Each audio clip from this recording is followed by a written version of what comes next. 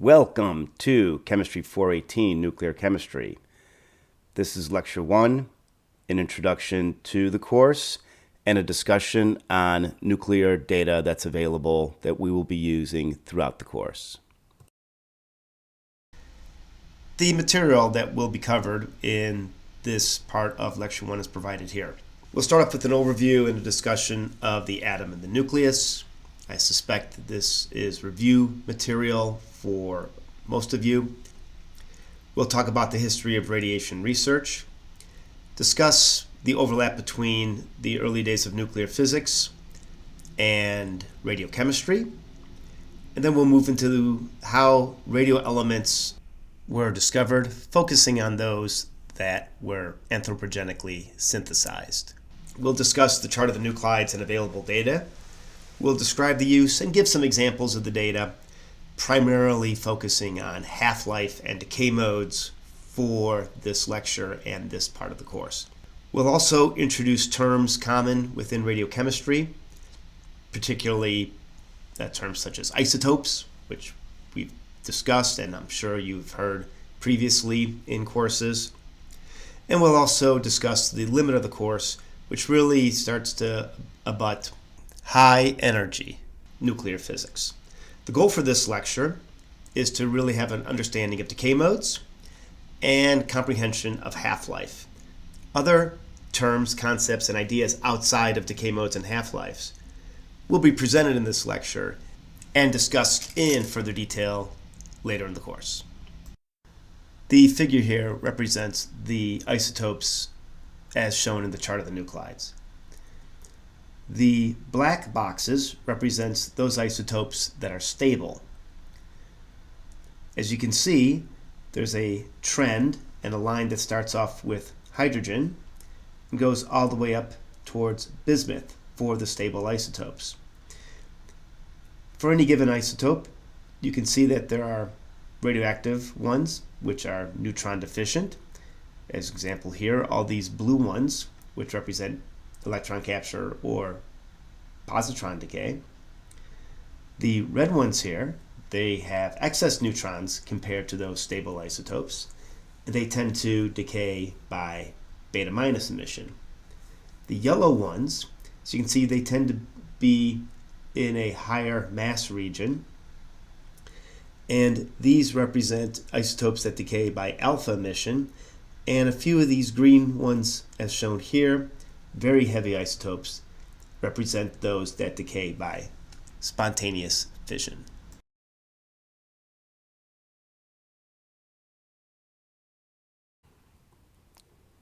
The figure here should be familiar, as it is a basic representation of an atom with a core that is the nucleus, surrounded by electrons, which represent the bulk of the space.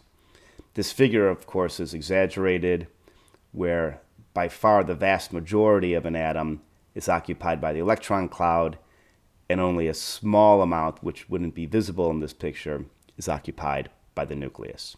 As we describe an atom, it's composed of electrons that surround the nucleus. The chemistry of this atom is based upon the electron behavior.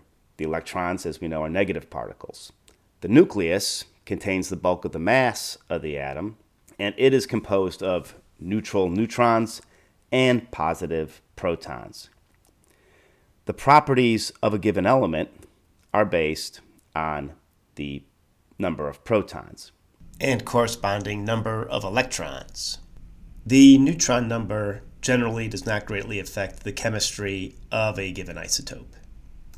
Nuclear properties, however, are based upon the number of neutrons and protons that are contained in the nucleus. You could think of whether or not an atom is stable based upon its number of neutrons and protons. As we'll see, there's a ratio of neutrons to protons that will induce a stability into the nucleus, forming those stable isotopes. The caveat being that stable isotopes are primarily from elements below bismuth, those that have proton numbers of 83 or less. we will see that there are two elements below this number which are in fact only composed of radioactive isotopes. You can think of this as similar to oxidation states in elements, where the number of electrons that an atom can manage are limited. You can think of iron. Iron can be 0 plus, right? It can be metallic. It can be +2, or it can be +3. To make iron atom that is +1 or +4 can be done, but it's unstable. It's not its natural configuration. Similar to the nuclear properties, where the nucleus has a stable configuration based upon the number of neutrons and protons. Now let's review some of the basic properties of atoms. Likely you have seen this before in previous classes. So elements have different isotopes. Elements are defined by atoms with the same number of protons, and here I'm going to call protons by the letter Z. So in the course, if you see a Z number, it means the number of protons, and different number of neutrons. So isotopes all have the same Z, they're that element, but they'll have different neutron numbers. The chemistry of these isotopes are fundamentally the same. We will see some instances where we can separate isotopes. Often that's done through physical properties. As an example of isotopes, we can look at hydrogen, as shown here, where we have hydrogen 1, hydrogen 2, and hydrogen 3. Hydrogen 1 is a proton, hydrogen 2 is also called deuterium, and hydrogen 3 is tritium. Of these isotopes, hydrogen 1 and hydrogen 2 are stable, while hydrogen 3 is radioactive. There are over 3,500 known isotopes, and a little over 250 of them are stable. So the bulk majority of isotopes are radioactive. Another thing we can compare is the size of an atom. Protons and neutrons in the nucleus have a radius of about 10 to the minus 14 meters. Electrons around the nucleus, the ionic radius, that's on the order of an angstrom, which is 10 to the minus 10 meters. So most of the space in the atom is occupied by the electron cloud, and most of the mass is in the nucleus. Now, when we talk about the mass of the nucleus, we can compare these masses, as shown here, for the mass of an electron, a proton, and a neutron. And I do want to point out here that I am providing the masses in energy units, mega electron volts, MeV.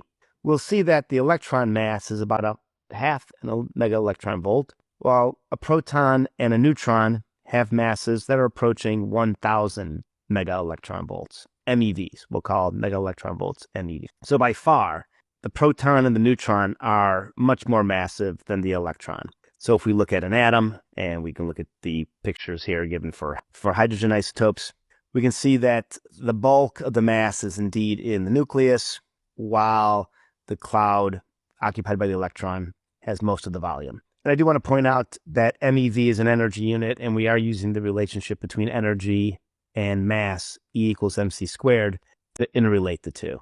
Now from this, one atomic mass unit, which we use in chemistry, AMU, is equal to 931.5 MeV. And we'll discuss this in a little bit more detail when we talk about masses and their effect on nuclear properties in the next lecture.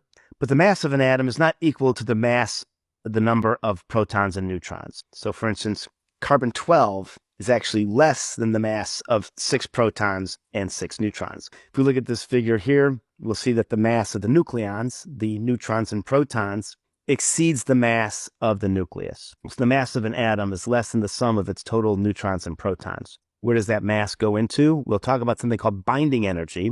Imagine that extra mass can be converted into energy, and that energy helps keep the nucleus together. This binding energy is due to the strong nuclear force interacting upon the nucleons as it lives in the nucleus. As a chemist, one could consider the difference between the nucleons in the nucleus and the atoms that make up a molecule in determining the molecular mass. For the molecular mass, the sum of the atoms that are composed of the molecule is equal to the molecular mass. This is not true for the nucleons and the nucleus of a given isotope. The numbers of nucleons in the nucleus, neutrons and protons, and how they relate to each other has an impact on radioactive decay and hence radiochemistry. So the combination of protons and neutrons that are in the nucleus influence the stability of that nucleus. And let's examine this by looking at some elements. Let's look at carbon. Carbon-12, carbon-13 are stable. All carbon isotopes are going to have 6 protons. Carbon-12 has 6 protons, 6 neutrons. Carbon-13 has 6 protons, 7 neutrons. These two isotopes are stable. The ratio is about 1 proton to 1 neutron. All other configurations for 6 protons are unstable. So for instance, carbon-11 is a positron emitter. Carbon-14 is a beta emitter. They're radioactive. Carbon-14 is used in carbon dating, and we'll talk about that when we talk about decay and how isotopes can be used to determine the age of materials.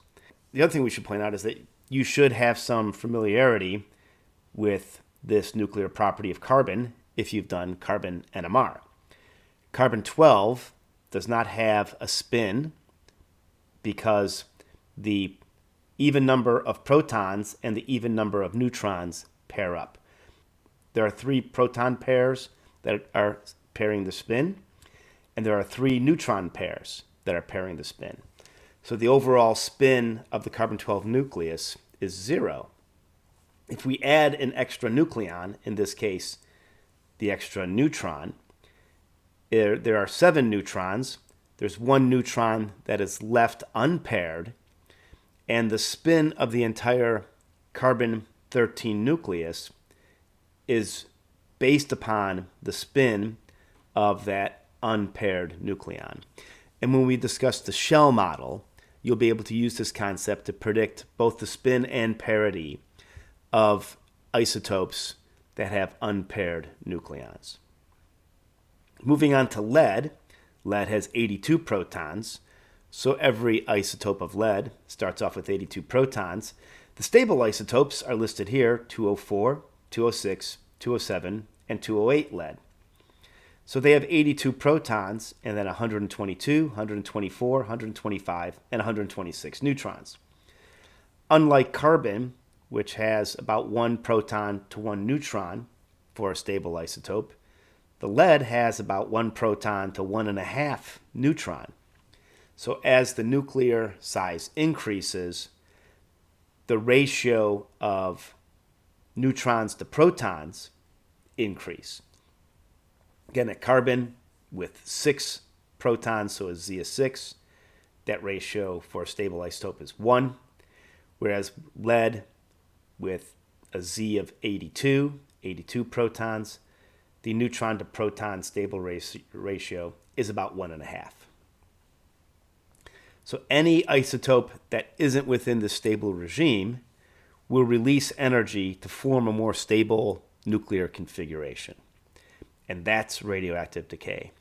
During that decay, the nuclear mass gets converted into energy using E = mc squared, and the resultant progeny is at a more stable state than the parent.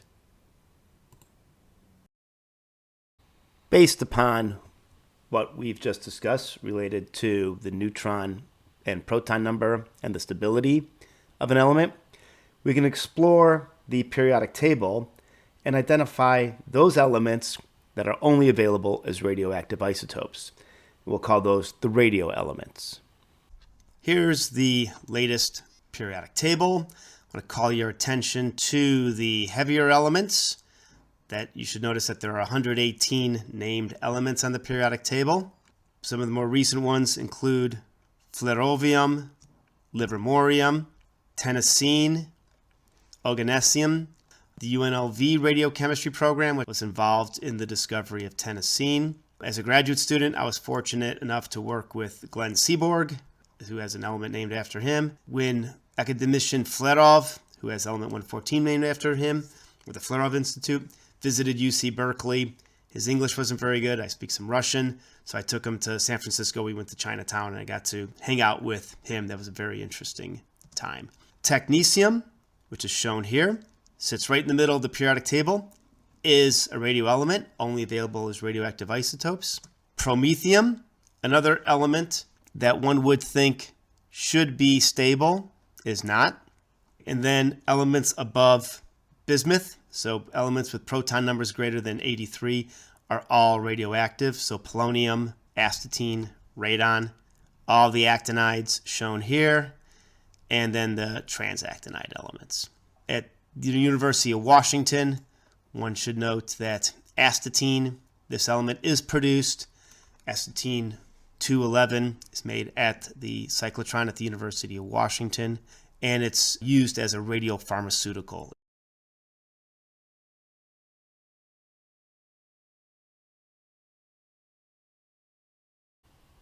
An example of a publication that demonstrates the synthesis of a new element is shown here.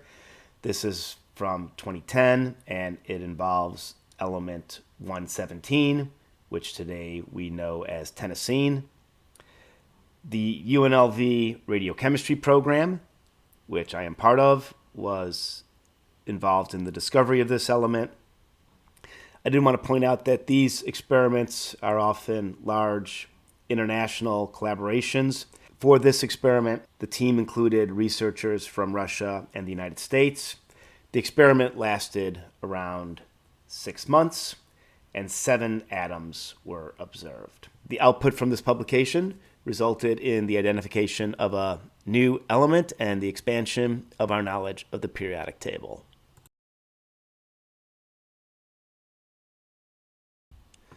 The figure here, the chart of the nuclides, showing the known stable and unstable isotopes, is an expansion of the figure on the first page. Here we can see the proton number, shown as Z, the neutron number, those stable nuclei, indicated by the black squares, and all the other being radioactive.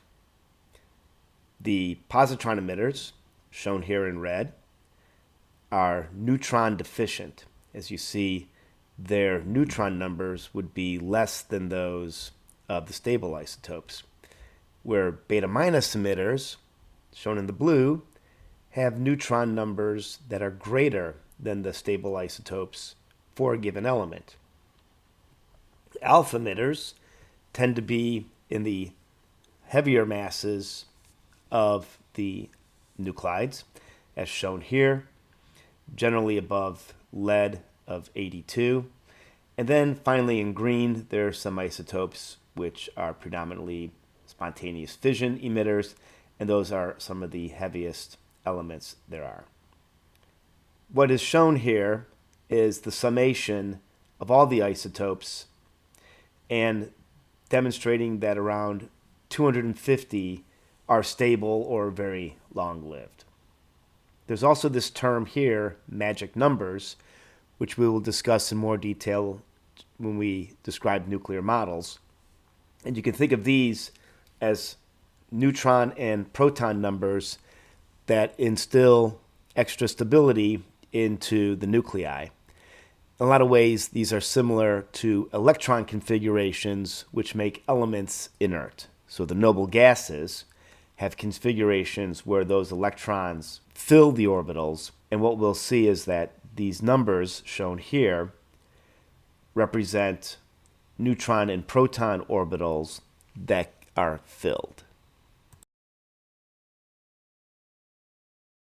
The chart of the nuclides is one of the main databases for radiochemistry applications and nuclear data. An example of the blown up section of the chart of the nuclides is shown here. Again, Z is shown on this axis. The neutron number N is shown this way. So we're starting off with neutrons. We'll go to hydrogen, helium, lithium, beryllium, boron, etc. We move up. Then we move higher in mass with N. And an example is shown here. This is what you would see, and we're going to emphasize online resources. You can click on an isotope. So in this case, I've shown lithium-8. Gives you some information about that nucleus. Tells you the half-life. The half-life of lithium-8 is 838.79 milliseconds. And it decays by beta minus, 100%. And there's a beta minus alpha, which is also 100%. Because that means that it decays here, and then this isotope makes an alpha. So beryllium-8 actually does split into two alphas. Resources that can be used are shown here. We're going to emphasize in our course the nuclear data that's at Brookhaven National Laboratory. The website is shown here. It's NNDC, the National Nuclear Data Center, brookhavennationallab.gov. A similar database is also available from the IAEA. Its link is shown here. And I also have the IAEA isotope browser on my phone. And you can do the same. You can download it from your app store.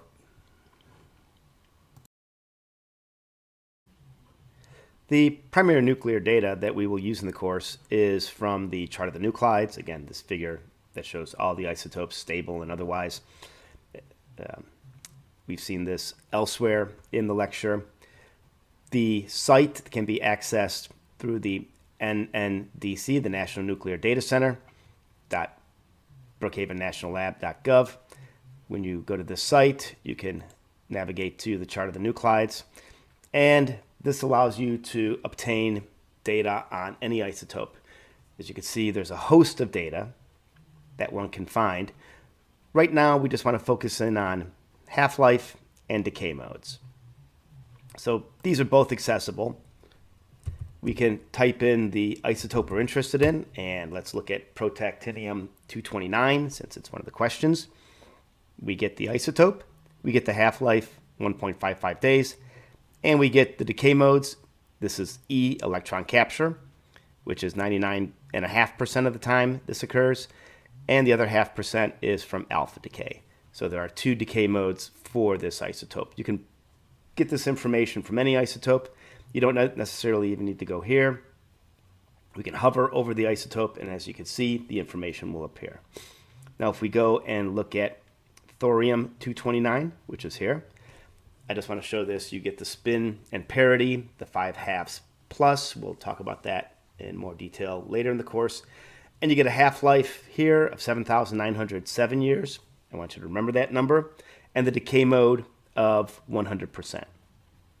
We will reference back to this site throughout the course, and we'll expand the data that we search for based upon the topics in which we'll be exploring in the various lectures. Another data set that's available is from the IAEA, and one can find this by searching for the IAEA. That's the International Atomic Energy Agency, chart of the nuclides. The URL is listed here. And again, it's very similar. You see the same figure. We can scan over the figure if you wanted to try to figure out which isotope you could pick out from there. Or you could do as we did before, write the isotope. And you see we get the protactinium-229. Here's a host of data. The data is also available down here. And again, here's the spin and parity, the half-life in seconds. The decay modes, EC is electron capture, and A alpha, and you see the percentages. Again, a host of other data is available. We can click on this data when we need to get to it. And as I said, we also wanted to look at thorium-229, which is over here. We can go click on that. Again, spin and parity, decay modes. Now the half-life here is 7,880. That differed from the data from the National Nuclear Database.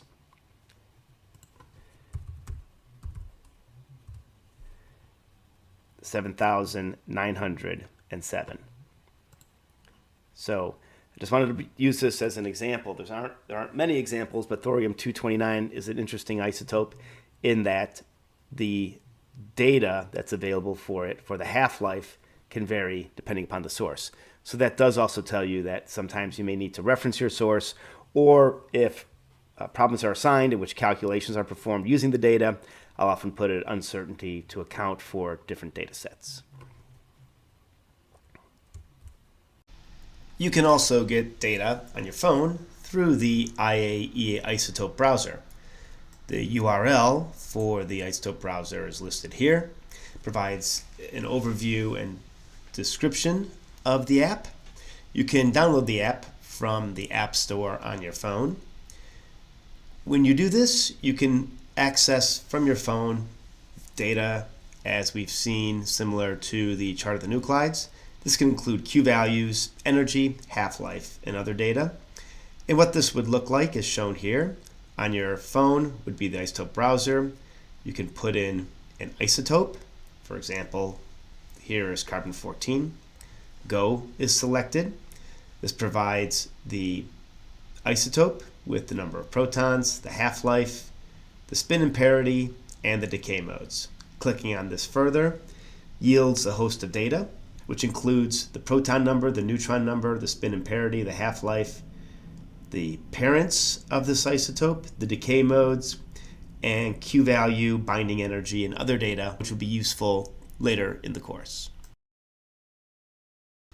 We will discuss the chart of the nuclides, and I'll use a hard copy of the chart. And this used to be used in the course. However, it hasn't been printed in a number of years, and if one goes online to see how much a chart of the nuclides cost, getting one is on the order of $700–800, so we're not going to assign it. That's why we're going to rely on online sources. But you will still see this in the course, so discussing what the information is in the legend from the chart of the nuclides will have relevance for information that's presented in the course, and also understanding some of the online resources.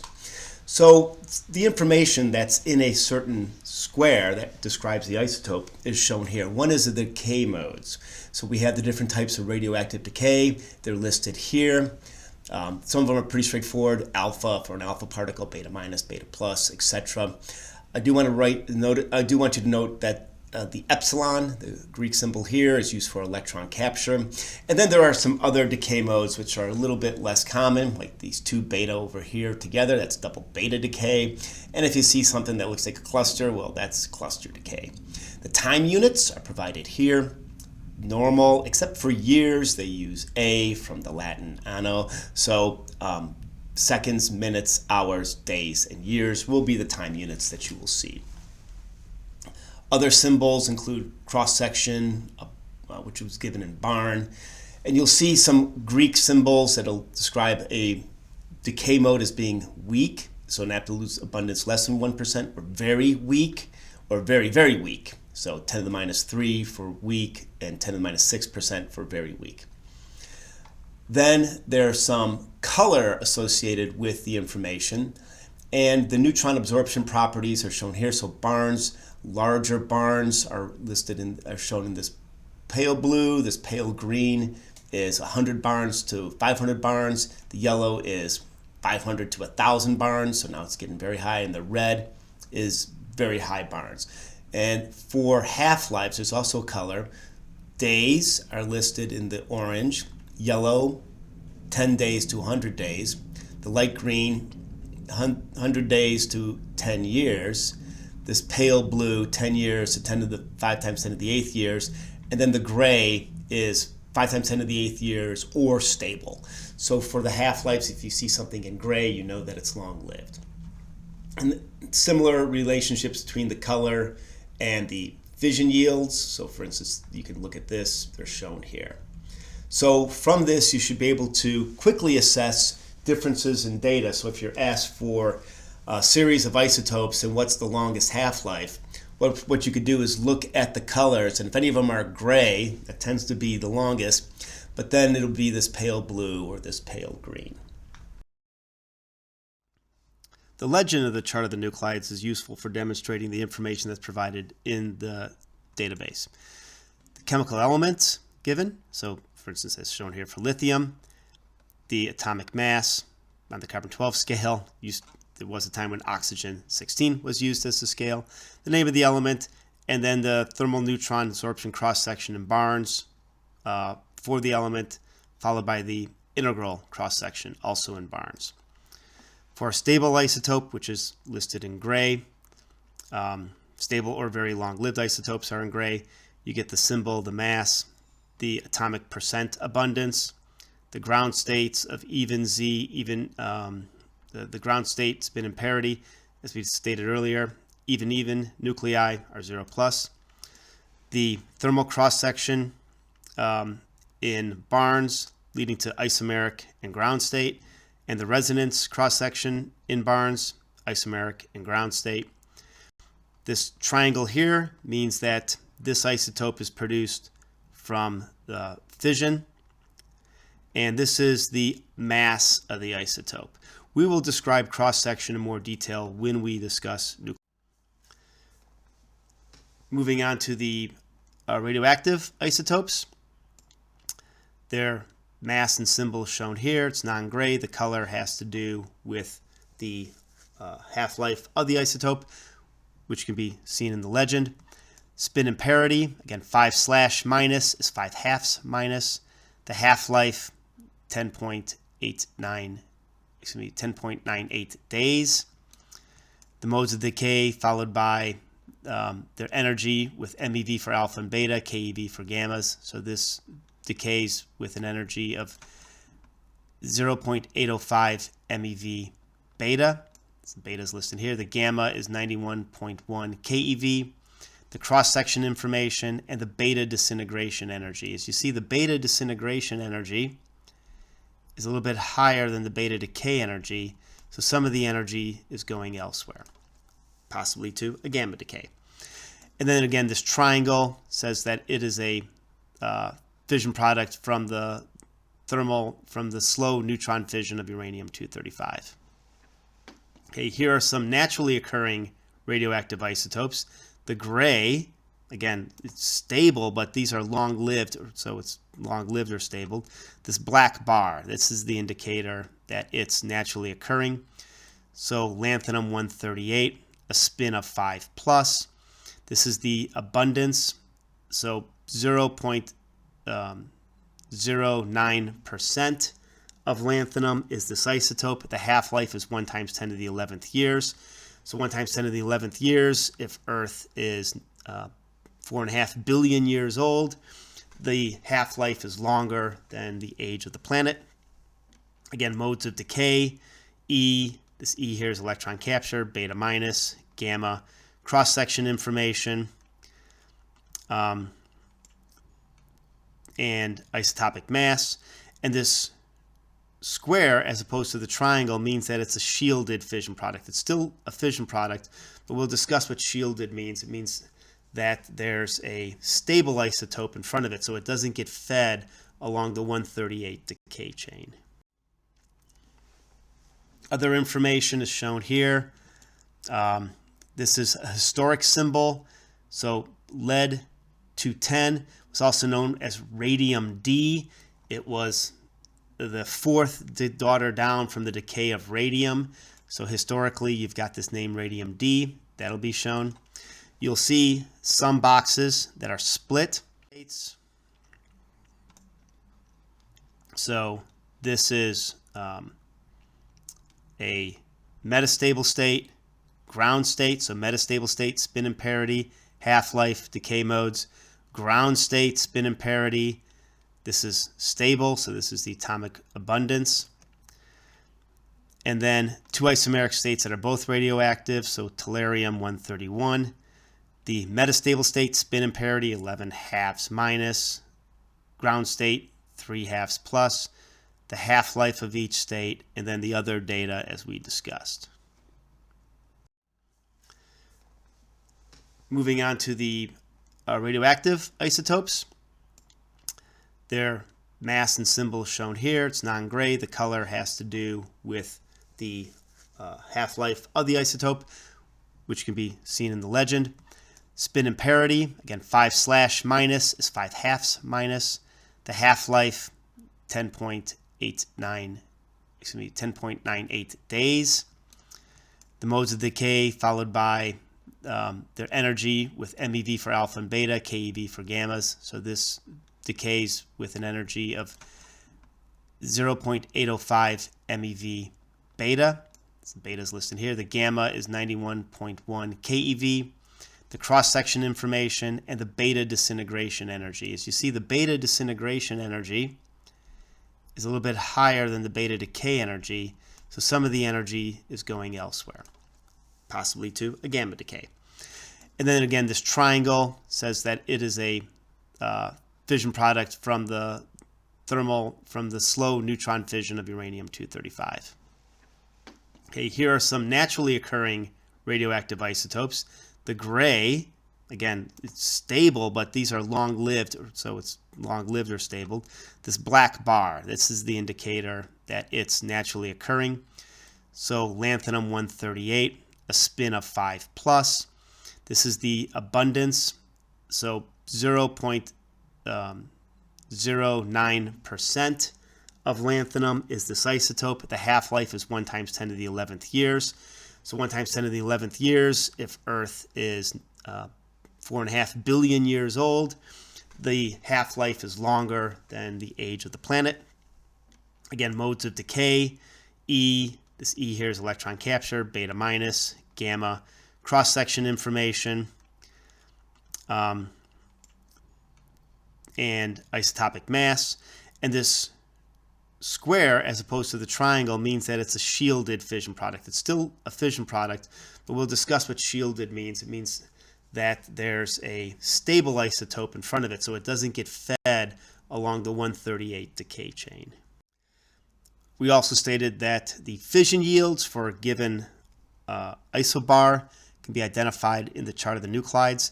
Here's an example. It says fission yields of uranium-233 and plutonium-239. The 239 is in parentheses.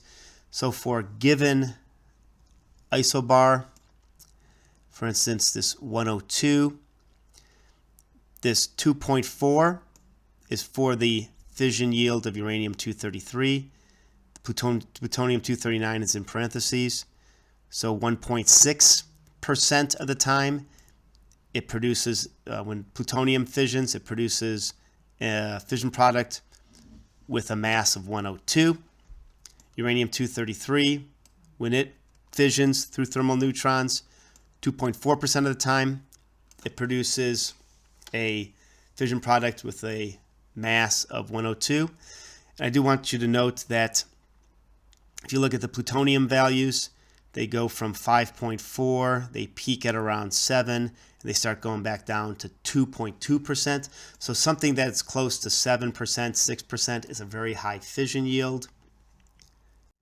There's similar data for fissions from uranium-235. You see it's just on this side. And again, these numbers, they go from 0.03%. They can go even lower.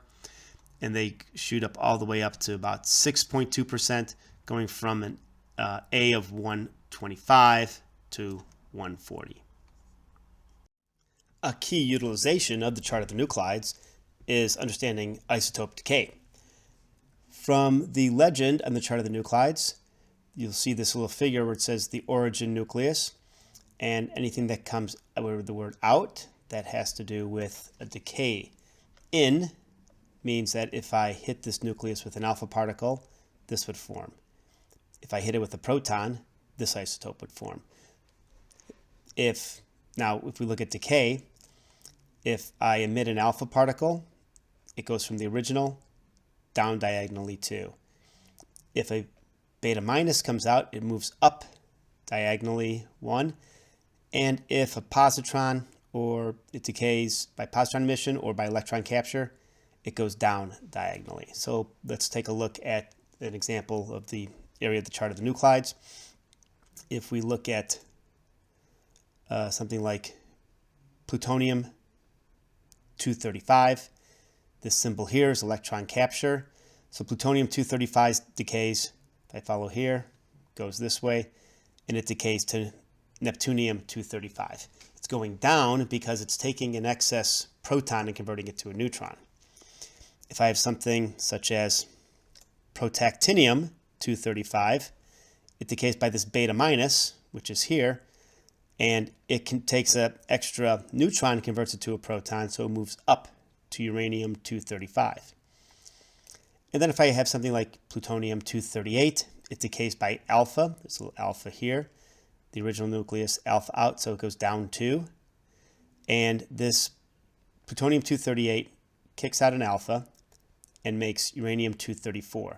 So it's a loss of 2 protons and 2 neutrons, so it goes down by 2 protons and over by 2 neutrons. So it's a total mass loss of 4, but going down 2 rows. And you can use the chart of the nuclides to understand all sorts of decays and nuclear reactions. For instance, one is the formation of this isotope, plutonium-238, which will describe its uses. It's used in space exploration as a heat source to produce electricity in spacecraft. And we'll discuss this and other isotopes during the course. Let's discuss the decay modes that nuclei can undergo in order to lose energy and transform into a more stable isotope. First, we'll start with alpha decay, based upon the Greek alphabet, alpha, beta, gamma. So this is the first one in order. And the alpha decay is the emission of a helium nucleus from the excited nucleus. For alpha decay, the isotope loses 2 protons and 2 neutrons. That's what's contained in the helium nucleus. So this creates a lighter element of a different isotope. It loses 2 protons, so it's Z-2, and the mass, it loses 4, so it's A-4. Alpha particles, in terms of a particle emitted from a nucleus, are pretty massive, and they can be readily stopped by air, paper. Shielding from them from external sources is pretty straightforward. And here's an example of alpha decay. We have seaborgium-263 that has 106 protons. It emits this helium nucleus, the alpha particle, and the progeny that's made is rutherfordium-259, right? 263 minus 4 is 259, and it loses 2 protons, so it goes from element 106 to rutherfordium, which is element 104. On the periodic table, it would look like this, where seaborgium, element number 106, 106 protons, loses 2 protons and makes an isotope of element 104, rutherfordium.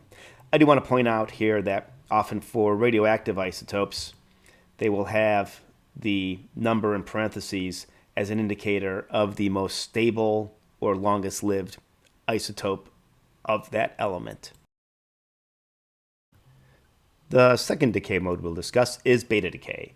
This is the radioactive decay process in which A remains the same, but the proton and neutron number changes. So fundamentally, you're converting a proton into a neutron or a neutron into a proton. There are 3 types of beta decay. First one we'll discuss is beta minus decay. It's written as the beta here. And this is the emission of an electron from the nucleus, converting a neutron into a proton. So in essence, those isotopes that are heavier than the stable isotopes, they're neutron rich, so that neutron can then be converted into a proton. It moves its way up the periodic table. So an example here, iodine-131 with 53 protons. That decays by beta into xenon-131. The A remains the same, but the proton number changes from 53 to 54. There is also the emission of the antineutrino, which is shown here, and this beta minus, that is the electron. And of course, energy is one of the outputs of the decay. A second type of beta decay is electron capture, and this is represented by either EC or the lowercase epsilon.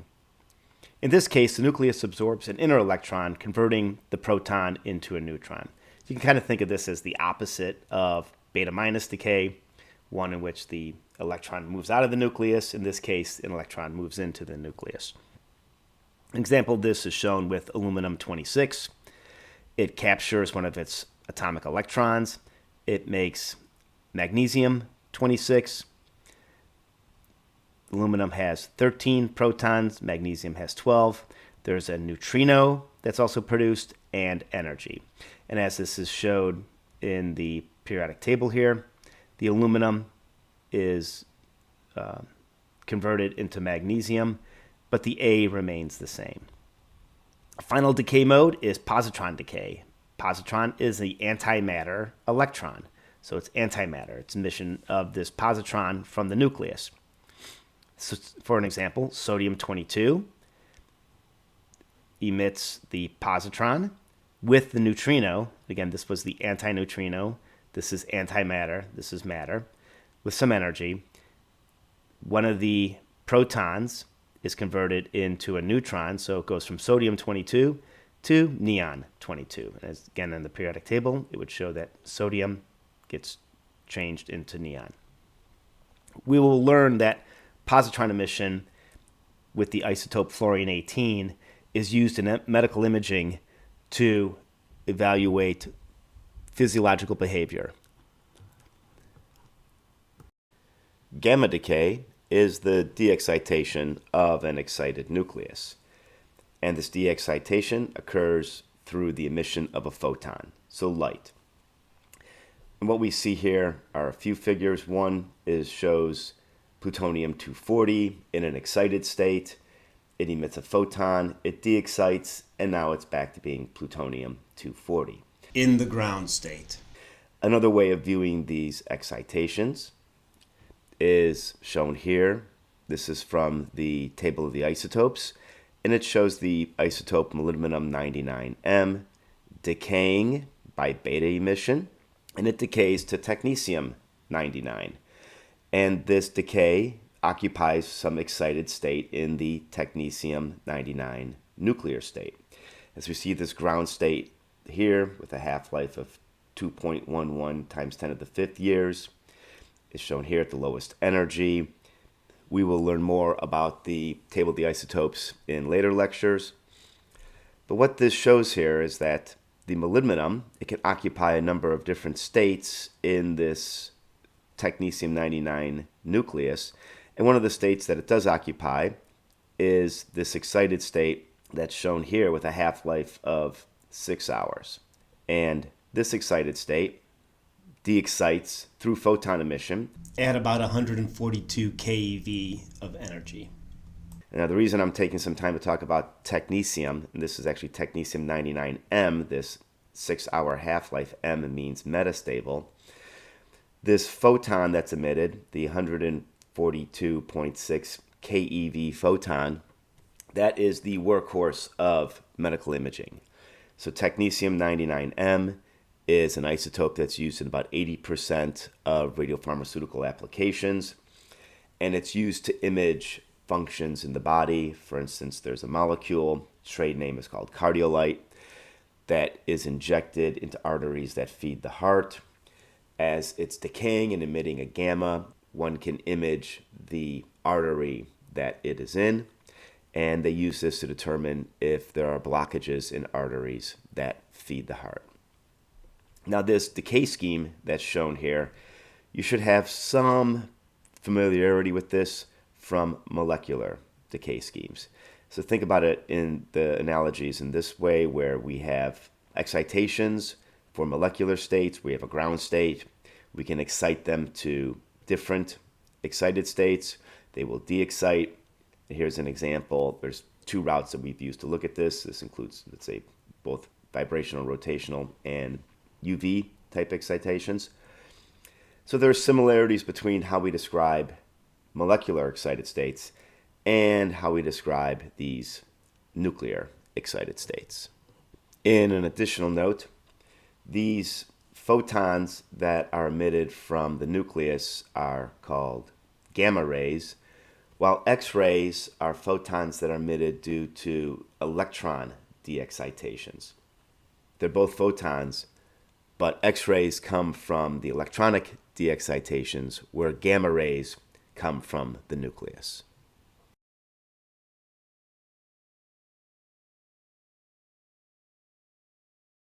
All right, let's start discussing some radiochemistry information.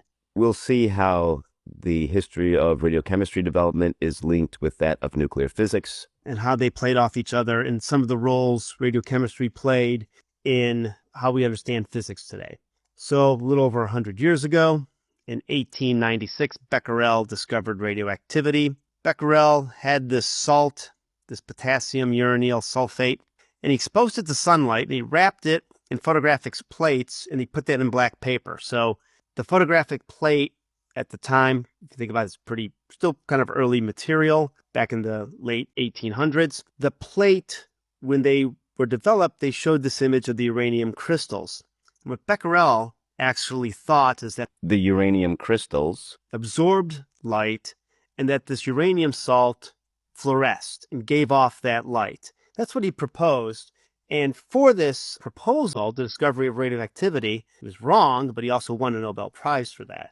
And then just a few years later, radium and polonium were isolated by the Curies, who are shown here. Marie Curie, possibly the most famous radiochemist, and her husband, Pierre Curie, who also was a Nobel laureate at the time. So Marie obviously went on to win 2 Nobel Prizes, which you remember from your history. Right about the turn of the century, in 1899, Ernest Rutherford identified the alpha particle. That radiation was divided into alpha, beta, and gamma components, and it was based upon the ability of these different radiations to penetrate objects. So alpha penetrated an object the least, beta a little bit more, gamma the most. So alphas could be stopped by a piece of paper, beta an aluminum foil, and gamma's very difficult to stop. 1909, the alpha particle was shown by Rutherford to be the helium nucleus. He determined the charge to mass ratio, so this alpha particle gaining more information. 1911, the Rutherford atomic model. Thomson had a plum pudding model that was negated by Rutherford. Rutherford's team, they demonstrated some high central charge, a small volume, and this was demonstrated by an alpha particle scattering on a gold foil. From this scattering, the hypothesis was developed that, well, the mass must be all concentrated in an area where the particle would impinge upon this nucleus and get scattered back. Rutherford's model did not explicitly discuss the behavior of electrons. Detection of alpha particles and detection of other particles was expanded upon in 1912 by the development of the cloud chamber.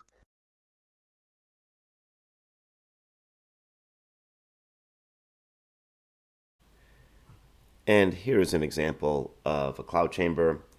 We see a particle of radioactive material sits in a chamber that contains a supersaturated gas phase, in this case an alcohol. So you can create this by cooling an alcohol with dry ice.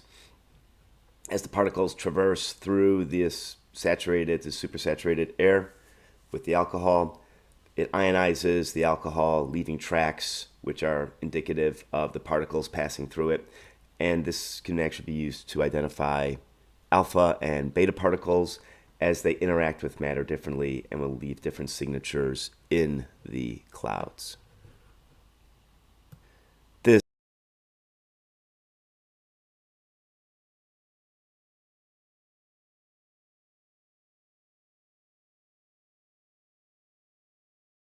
And then a planetary atomic model was postulated by Bohr back in 1913.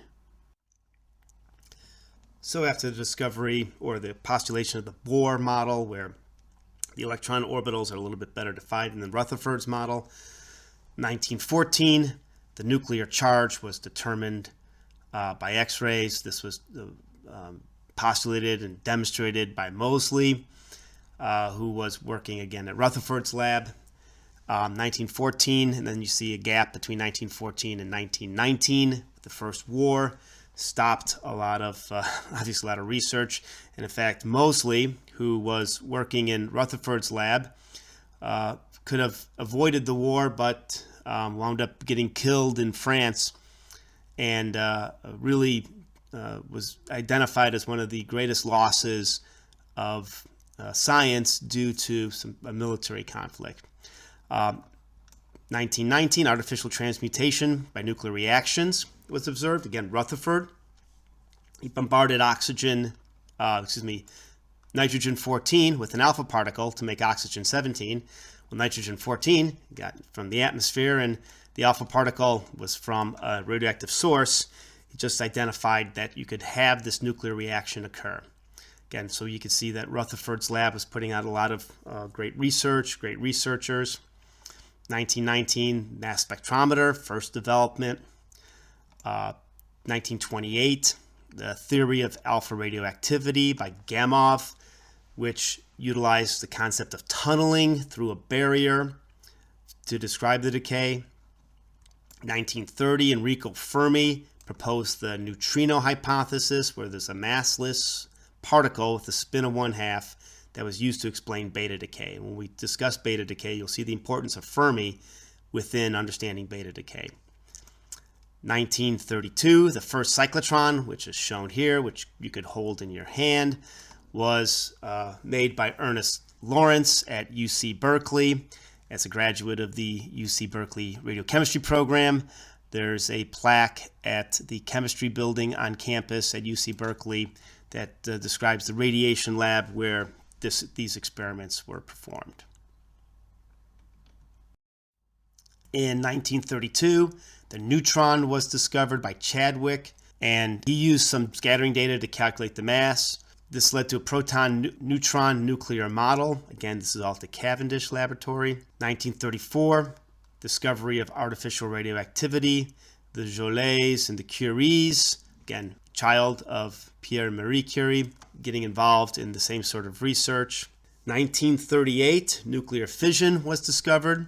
So Lisa Meitner, Otto Hahn, Fritz Strassmann discovered nuclear fission, 1938 in Germany. From people that I'd worked with who were on the Manhattan Project, this was actually a very important consideration, that the Germans had this understanding of fission, that they were fundamentally technically advanced in this area prior to the Second World War. But in 1942, Enrico Fermi and others made the first fission reactor at the University of Chicago. It was called the Chicago Pile. 1945 was the Trinity test, where first plutonium device was tested. And then 1947, radiocarbon dating was explored as a way of dating material. So within this period, the artificial radioactivity was a rather large advancement, showed that isotopes that are somewhat different could be formed. And here's an example of a painting from University of Chicago, the first reactor, where it's a air-cooled, graphite-moderated reactor. And then you see the students, the graduate students here, who would be called upon in case the reactor went out of control, where they could help release agents that would control the nuclear reaction. Let's start the discussion on the anthropogenic radionuclides with the two that are below bismuth. Those would be technetium and promethium. Technetium was confirmed through discovery in December of 1936 by work of Pierre and Segre. The material for this discovery actually came from Ernest Lawrence. He had the cyclotron. He had a molybdenum foil in the cyclotron. It was continually bombarded. Molybdenum has 42 protons. The bombardment created material that had 43 protons, which was technetium. And this was known that technetium should exist since there was a hole in the periodic table. And the researchers, Pierre and Segre, at the University of Palermo, successfully separated the technetium from the molybdenum foil, showed that it was different chemical properties, identified the isotopes, and provided the name after the Greek technetium. Eventually, Segre worked with Glenn Seaborg to isolate technetium-99m and used this as a medical isotope. Going to the lanthanides, promethium was first produced and characterized at Oak Ridge National Lab during the Manhattan Project by the researchers listed here. It should be noted that Coriell obtained a Nobel Prize for work that he did with neutrons later in his career. The separation analysis of this material was performed from fission products of uranium fuel in the graphite reactor. The lanthanides are known fission products. So the promethium, as they named it, was produced and identified during the Manhattan Project, although the discovery wasn't announced until 1947.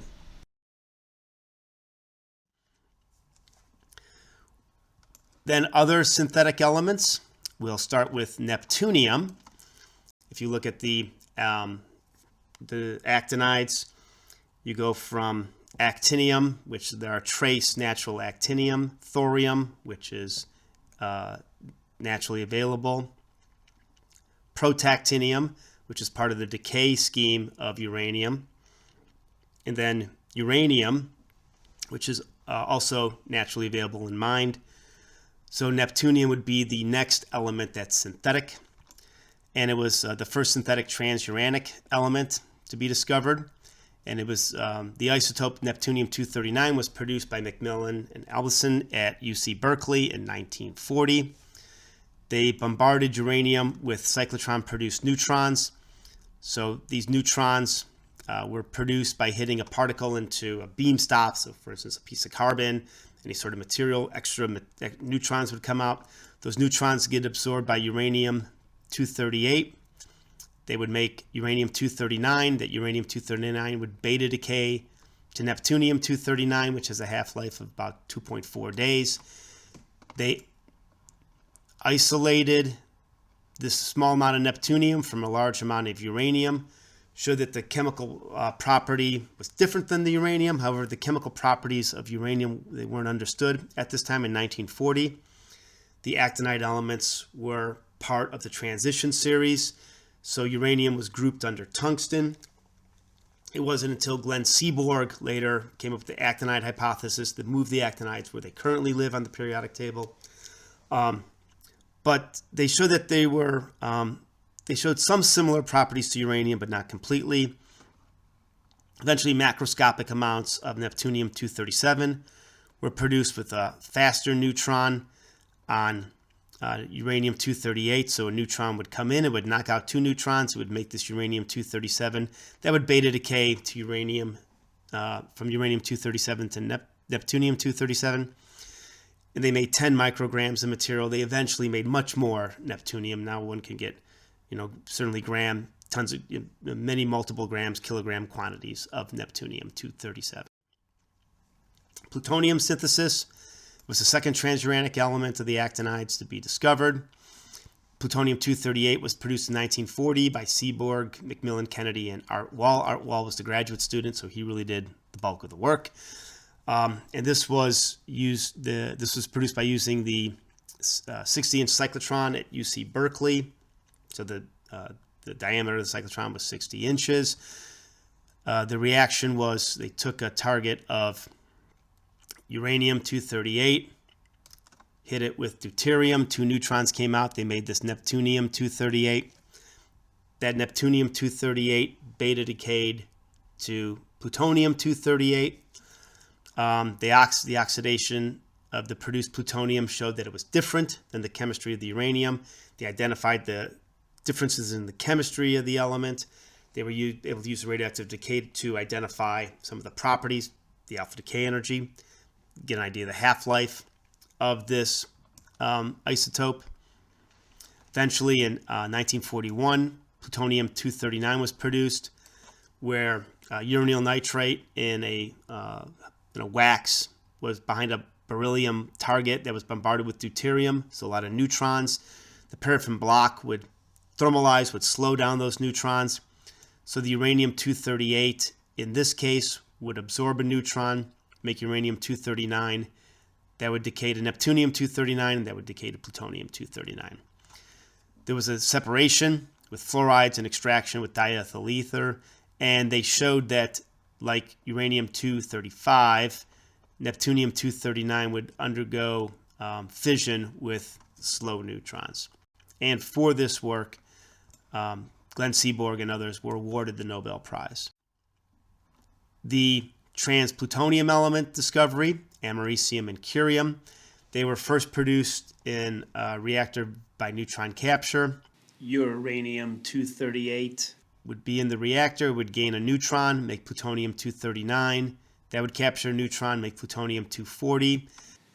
The plutonium-240 would capture a neutron, make plutonium-241, which would undergo beta decay to americium-241. There would also be subsequent neutron capture to curium-242. There are also routes for doing direct production. plutonium-241 would be produced. It would beta decay to this americium-241, and the plutonium-241 was produced by the reaction of uranium-238 plus an alpha particle. And then you could get another sort of direct production by using the same sort of reaction except with plutonium-237. The way we would write a reaction for the production of curium-242 is shown here, where one took plutonium-239, bombarded it with helium, a neutron would come out, and you would make this curium-242. The chemical separation from plutonium was achieved, and the curium-242 decayed to plutonium-238. They understood the energies and the half-life of plutonium-238. If they saw something decay to it, and they knew that that decayed in alpha, you actually had a genetic relationship. So you could clearly identify a produced isotope from something that had an alpha decay. They did show that they had difficulty separating americium and curium from the lanthanide fission products. They all have the same trivalent oxidation state. And on the web page, there's an announcement on the discovery of these elements.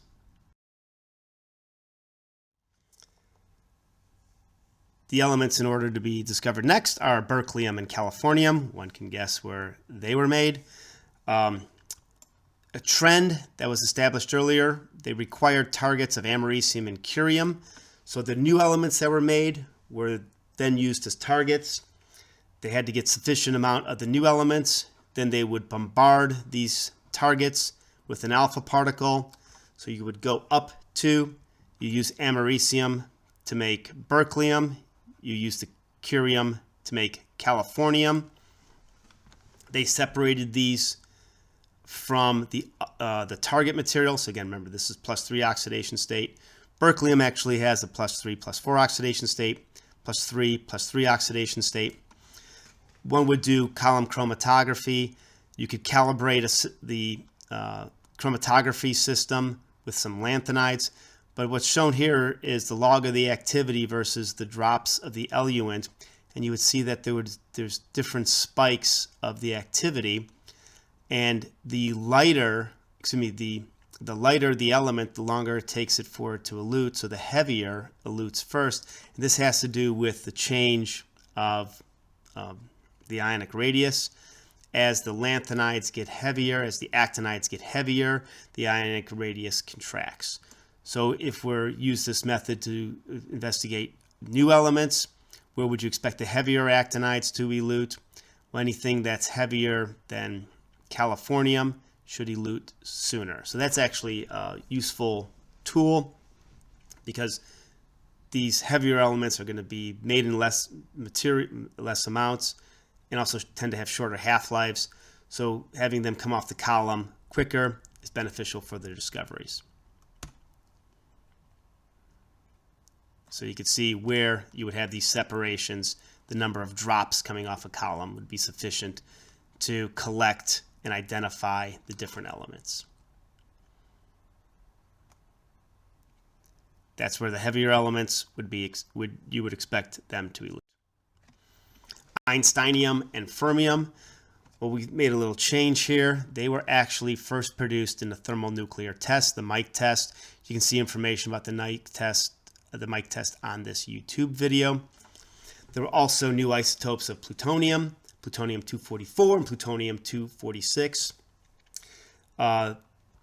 The thermonuclear test, a hydrogen bomb, you started off with uranium-238 and you made successive captures on the uranium-238. So you go from uranium-238 to uranium-246 in an instant, and then that uranium would beta decay to make different elements along those different isobars.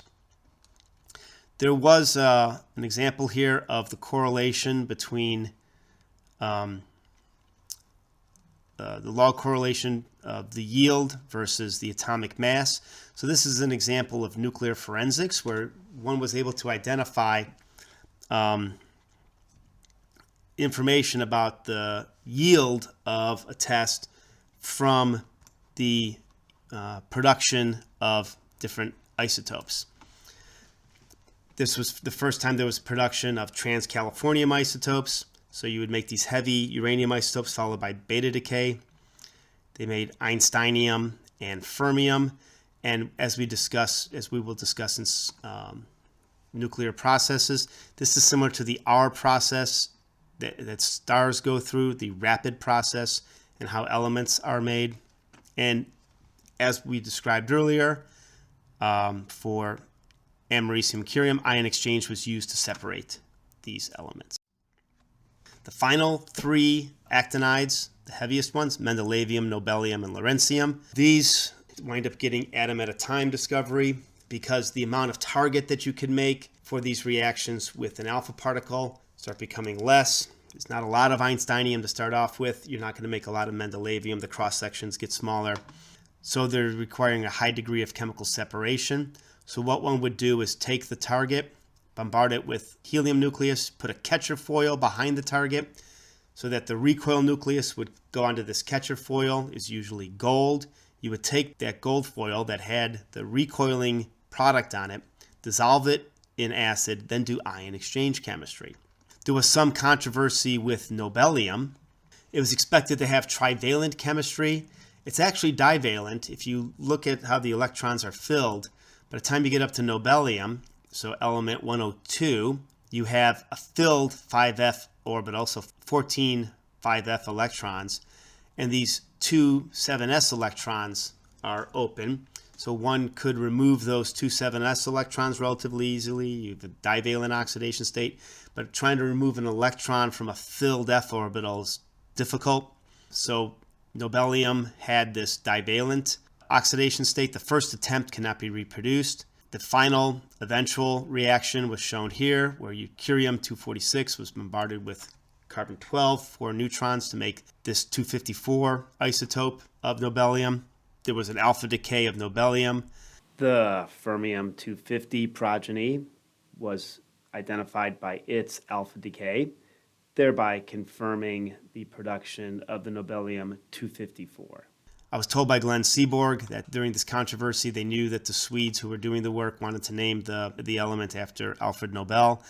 So as a joke, they called it nobelivium. Lawrencium was made from different isotopes of californium bombarded with boron. So stable boron, you get to 10 and 11. And then a new isotope was identified with a 6-second half-life as lawrencium-258.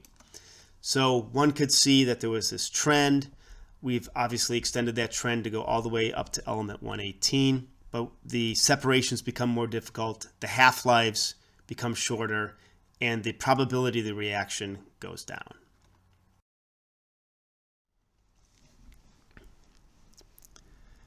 So we should start by discussing the definition of radiochemistry.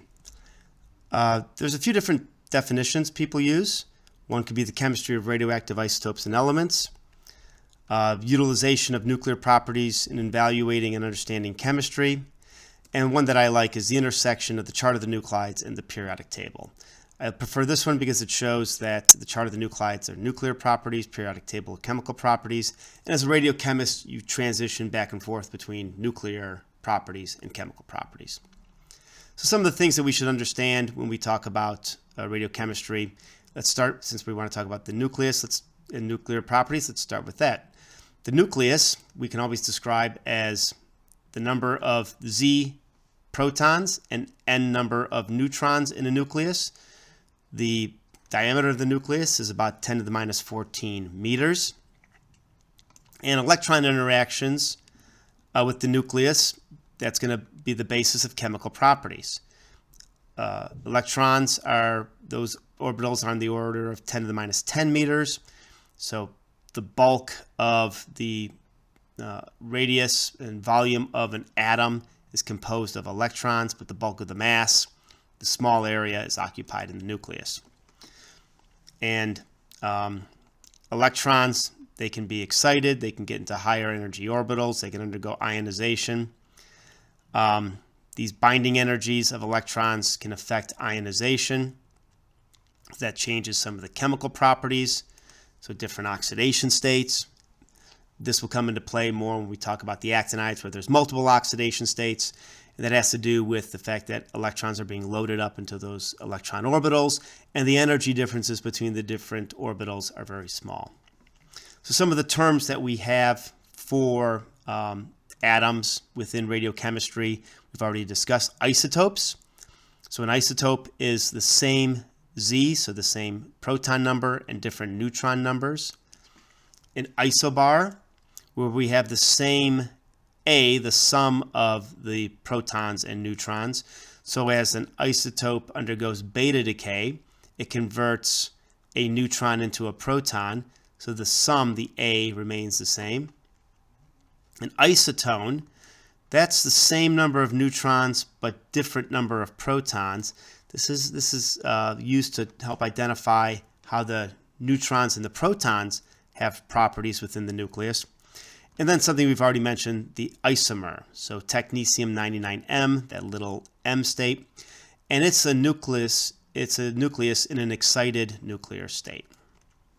And the one way that we can describe a certain isotope is to have, as shown here, a chemical symbol with A, Z, the proton number, and possibly the neutron number listed here. Another term that we've described is the half-life. And the half-life is the amount of time it takes for half of a radioactive material to disappear. So for instance, if one has some iodine-131 and you measured that it was 25 milligrams, how long would it take it to go from 25 to 12.5 milligrams, to 6.2 milligrams, to 3.1 milligrams? Each one of these is cutting down by a half. It's first order decay. There's actually a fundamental relationship that's shown here, where the number of, in this case, atoms, but if I know the number of atoms, I know the mass at a given time is equal to the amount initial times e to the minus lambda t. Lambda, the decay constant, is just equal to log 2, the natural log of 2, divided by the half-life. Now, if this time is in seconds, your half-life needs to be in seconds. If this time is in minutes, your half-life needs to be in minutes. In this first-order decay, this half-life term is fundamental in radioactive decay. Again, this is an equation that we will see frequently in the. For the boundary of the course, we're really going to go up to the forces in nature. In nature, there are 4 fundamental forces: gravity, electromagnetic, which you likely have seen before, then weak interaction, and then strong interaction. Weak interaction is used in beta decay, where neutrino interaction produces beta decay. And then strong interactions are nuclear properties, forces that hold the nucleus together. And we're going to explore and discuss nuclear properties and beta decay in terms of these fundamental interactions. So with these fundamental particles in nature, there are interactions, symmetries, and properties of particles that are consistent, that are used within nuclear physics and derived from some of the early work and continue to be utilized today. So particles can be classified as fermions or bosons. So fermions obey the Pauli principle. They're antisymmetric wave functions. They're half-integer spins. Particles that are fermions include neutrons, protons, electrons, all half-integer. Bosons do not obey the Pauli principle. They have symmetric wave functions and integer spins. So for instance, photons. We're going to utilize some of these properties in discussing transitions. As you can imagine, neutrons, protons, electrons, they're all involved in decays, and photons are involved in gamma decay. The standard model is shown here, where you've got a nucleus, as we described, quarks, that 3 quarks make up a nucleon. So a proton, shown here, 2 up and a down quark, a neutron, 2 down and an up quark, an electron much further out. Information on the quarks are shown here. Leptons include electrons and neutrinos, different flavors of electrons and neutrinos, including the electron neutrino, the muon and the muon neutrino, the tau and the tau neutrino. Bosons are force carriers, so photons, W and Z bosons, gluons, they have integer spins. As an example from this, what are the quarks in a proton and a neutron? As shown here, there's 2 up, 1 down quark in a proton. So the up has a charge of 2/3. The down has a charge of -1/3. And if I had something that had 2 ups and a down, I'd have a charge of 1. If it was neutral, well, I would have 2 downs and an up. And imagine that through beta decay, where a neutron gets converted into a proton, at the subatomic level, you have transition. So a neutron, an up and 2 down quarks, converts to a proton. One of these down quarks gets converted into an up quark. Okay, so in both lectures, a review of the topics presented here includes a history of nuclear physics research and radiochemistry, how it grew, and how the properties of the nucleus were evaluated and discovered. We'll go into that in the course and show how the nuclear data was used to understand the properties of the nucleus. We talked about discovery methods of radioelements, the methods and techniques. One of the techniques was you use some of the elements you produced earlier to make new elements. Types of radioactive decay: alpha, beta, gamma, spontaneous fission, electron capture. We also discussed the difference between gamma rays and X-rays. We gave some examples of how to utilize the data presented in the chart of the nuclides and table of the isotope. We talked and demonstrated some of the fundamental decay equations. If I know the half-life of something, I know the initial amount. At a given time, I can predict how much is remaining. And we identified some common fission products. We did that through understanding the double-humped fission curve, plus looking at the chart of the nuclides, understanding which isotopes would be produced in fission. Okay, some examples of questions that you should be able to answer include what's the outcomes of the courses, and the course outcomes are listed here. Include fundamentals of nuclear structure, chemistry of the radioelements, modern topics in radiochemistry. Discuss the discovery of radioactivity. Becquerel and the Curies used this uranium salt, exposed it to sunlight. And how about the first man-made reactor in 1942, the Chicago pile. I'm from Chicago, from the South Side, University of Chicago, same area. It was a graphite moderate natural uranium reactor. We'll describe how the moderators, either water, deuterium, or graphite, influence the behavior of neutrons in a reactor. Other questions you should be able to answer include, what are the radioelements? As is shown here on the periodic table, all elements with a Z greater than 83 are radioactive, hence they're only available as radioactive isotopes. And there are 2 elements with Z less than 83, technetium and promethium, which are also only radioelements. You should also be familiar with the different types of radioactive decay. These include alpha decay, beta minus decay, gamma decay, positron emission, electron capture, and spontaneous fission. At this point, you should really know what these types of decays are in a very general sense.